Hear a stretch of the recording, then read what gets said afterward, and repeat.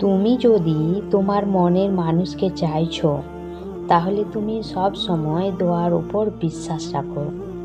দেখবে একদিন তোমার অসম্ভব দোয়াগুলো কবুল হয়ে যাবে ইনশাল্লাহ। তুমি ওই মানুষের কাছে সাহায্য না চেয়ে তুমি তোমার রবের কাছে যাও আর দোয়া করে যাও আল্লাহর কাছে। তুমি কি কখনো চিন্তা করেছ তুমি যে সেই সৌভাগ্যবানদের একজন হতে পারো যাদের দোয়া কবুল হয়েছে? তুমি কি এমন মজেজার অপেক্ষায় আছো? এমন অনেকেই আছে, তারা দোয়ার ব্যাপারে প্রশ্ন করে আর সেই মজেজার অপেক্ষা করে। আর আল্লাহ যখন কারো ভাগ্য বদলাতে চান, তখন তাকে কিছু নিশানি প্রকাশ করে।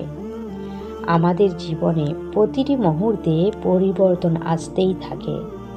পরিস্থিতি বদলায়, মানুষের ব্যবহার বদলায়, এমনকি ভাগ্যও বদলায়। কিন্তু তুমি বুঝতে পারো না, জানতেও পারো না। যে খেয়াল মানুষের অন্তরে আসে তা আমাদের রব জানেন। আর জেনে রাখো, যখন তোমার রব তোমাকে তোমার প্রিয় জিনিসটি তোমাকে দেবে, তখন একটি নিশানি প্রকাশ পাবে। তিনি কাদের জন্য রহমতের দরজা বন্ধ করে দেন আর কাদের জন্য খুলে দেন, কোরআনের সেই প্রমাণ দেওয়া আছে। যখন বান্দা সবরের শেষ পর্যায়ে থাকে, তাও বান্দা নিজের মনকে বলতে থাকে যে আর একটু সবর করো, আল্লাহর উপর তাওয়াক্কুল করো, রবের উপর আর বিশ্বাস রাখো আল্লাহর উপর।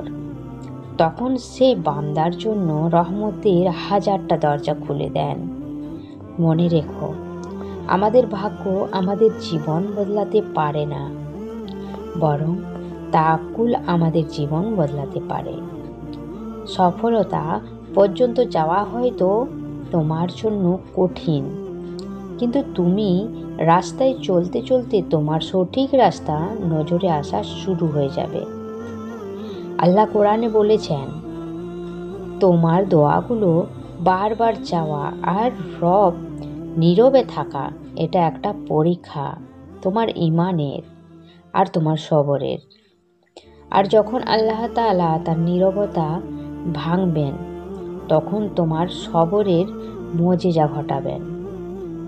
তিনি যদি দেখো আল্লাহ কোন দোয়া তোমার অন্তরে এনেছেন আর সেটা পাওয়ার অস্থিরতা তোমাকে তাহাজ্জুদ পর্যন্ত এনেছে, তাহলে দেখে নিও তোমার দোয়াগুলো খুব তাড়াতাড়ি কবুল হতে চলেছে। তোমার দোয়ার মজেজা তুমি পেতে চলেছ, তুমি তোমার সবরের ফল পেতে চলেছ ইনশাল্লাহ।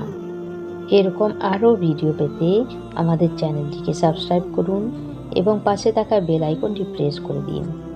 তাহলে সর্বপ্রথম ভিডিও নোটিফিকেশন আপনার সামনে পৌঁছে যাবে। এবং লাইক ও কমেন্ট করতে ভুলবেন না। ভিডিও